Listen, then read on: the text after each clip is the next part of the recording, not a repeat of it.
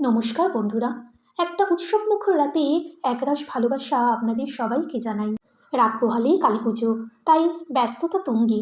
আমাদের বাড়ির সামনেই ঠাকুর তৈরি হয় বলে এখানে পুজোর দিনগুলো খুব জমজমাট হয়। ঠাকুর নিতে আসা, ঠাকুর নিয়ে যাওয়া, তারপর আবার ব্যান্ড পার্টি হলে ব্যান্ড পার্টি বাজিয়ে বাজিয়ে ঠাকুর নিয়ে যাওয়া খুবই ভালো লাগে। যেমন পুজোর দিনগুলো ভালো লাগে, তেমনি পুজোর আগের দিনগুলো যেমন যখন ঠাকুর নিয়ে যাওয়া হয় তখনও ভালো লাগে। আজও ঠিক তেমনই একটা ব্যতিব্যস্ততার রাত। এখানে অনেক পাড়া থেকে মানুষজন সমাগম হয়েছেন যে যার পাড়ার ঠাকুর সেটা নিয়ে যেতে। ইভেন আমার বাপের বাড়ির ঠাকুরও এখানেই অর্ডার করা হয়েছে। ওইখানে আমার বাপের বাড়ির পাড়া থেকেও লোকজন এসেছিল নিজেদের পাড়ার ঠাকুর নিয়ে যেতে।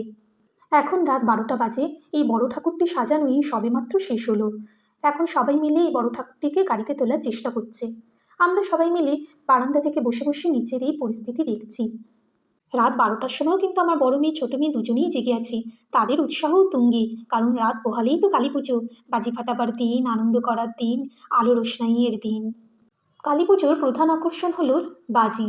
যদিও বা এখন বেশি জোরে শব্দবাজিগুলো নিষিদ্ধ হয়ে গেছে, কিন্তু তাও কিছু কিছু বাজি এখনও রয়েছে, যেমন তুবড়ি, চরকা, ফুলঝুরি। আমরা এইসব বাজি ফাটানোর মধ্য দিয়েই কিন্তু আমাদের নিজেদের আনন্দগুলো খুঁজে নিই।